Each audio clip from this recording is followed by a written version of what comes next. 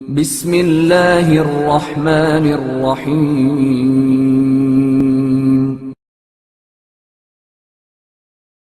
حضرت امام محمد تقی علیہ السلام تاریخ کے آئینے میں ماہ رجب سن 195 ہجری کی 10ویں تاریخ تھی جب امام علی رضا علیہ السلام کو پروردگار نے وہ فرزند عطا فرمایا جسے ان کے جملہ کمالات کا وارث اور ان کے منصب کا جانشین قرار دیا تھا۔ اس وقت تک آپ کی عمر مبارک کے تقریباً 47 سال گزر چکے تھے اور لوگ کبھی آپ کی امامت میں شک کرتے تھے کہ آپ کا کوئی فرزند نہیں ہے، اور کبھی آپ کو طعنے دیتے تھے کہ رب العالمین نے آپ کو لاولد قرار دیا ہے۔ یہاں تک کہ ایک شخص نے تو آپ کو خط بھی لکھ دیا کہ آپ لاولد ہیں، لہٰذا آپ کی امامت مشکوک ہے۔ تو آپ نے فرمایا کہ عنقریب مجھے پروردگار ایسا فرزند عنایت کرے گا جو میرا وارث ہوگا اور حق و باطل کے درمیان امتیاز قائم کرنے والا ہوگا۔ واضح رہے کہ امام علی رضا علیہ السلام کی 2 بیویاں تھیں۔ ایک مامون الرشید کی بیٹی تھی جس کا عقد اس کے باپ نے سیاسی مصلحت کی بنا پر آپ علیہ السلام کے ساتھ کر دیا تھا، اور ایک جناب سبیکہ تھیں جنہیں امام علی رضا علیہ السلام خیزران اور ریحانہ کے نام سے یاد فرمایا کرتے تھے، جو جناب ماریہ قبطیہ کے خاندان سے تھیں اور ان کی کنیت ام الحسن تھی۔ امام محمد تقی علیہ السلام کی عمر مبارک 3 یا 4 سال کی تھی کہ امام رضا علیہ السلام نے بعض افراد کے جواب میں اس امر کی تصریح فرما دی تھی کہ میرا یہ فرزند میرے منصب کا وارث ہے اور یہی امام وقت ہے،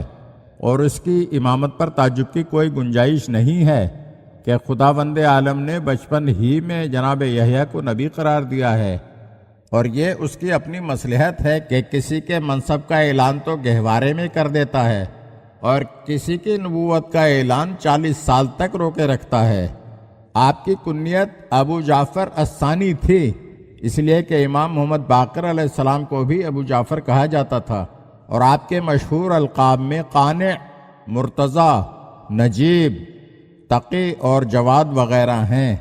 جن میں سے آخری لقب جواد ایران و عراق وغیرہ کے علاقوں میں زیادہ مشہور ہے، اور آپ کا لقب تقی برصغیر پاک و ہند میں زیادہ مشہور ہے۔ بادشاہان وقت میں وقت ولادت ہارون الرشید کے فرزند امین کی حکومت چل رہی تھی۔ امین کو اس کے بھائی مامون نے قتل کروا دیا تو مامون خود تخت نشین ہو گیا، اور سن 218 ہجری تک اس کا دور حکومت رہا۔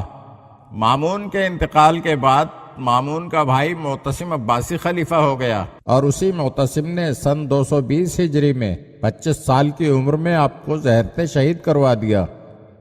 امام محمد تقی جواد کی عمر تمام ائمہ طاہرین میں سب سے کم رہی، اور آپ نے دار دنیا میں صرف 25 سال گزارے۔ بچپن میں ہی امام محمد تقی علیہ السلام کو مدینے سے بغداد طلب کر لیا گیا۔ امام محمد تقی علیہ السلام کی ازواج 2 تھیں، جناب سمانہ مغربیہ جو امام علی نقی علیہ السلام کی والدہ گرامی تھیں، اور ام الفضل جو مامون رشید کی بیٹی تھی اور اس کے کوئی اولاد نہیں ہوئی۔ امام محمد تقی علیہ السلام کی اولاد میں امام علی نقی علیہ السلام سمیت جناب موسیٰ مبرقہ، جناب فاطمہ، جناب امامہ اور حکیمہ خاتون کا تذکرہ ملتا ہے۔ حکیمہ خاتون کی قبر مبارک سامرہ میں 2 اماموں، امام علی نقی علیہ السلام اور امام حسن عسکری علیہ السلام کے حرم میں واقع ہے۔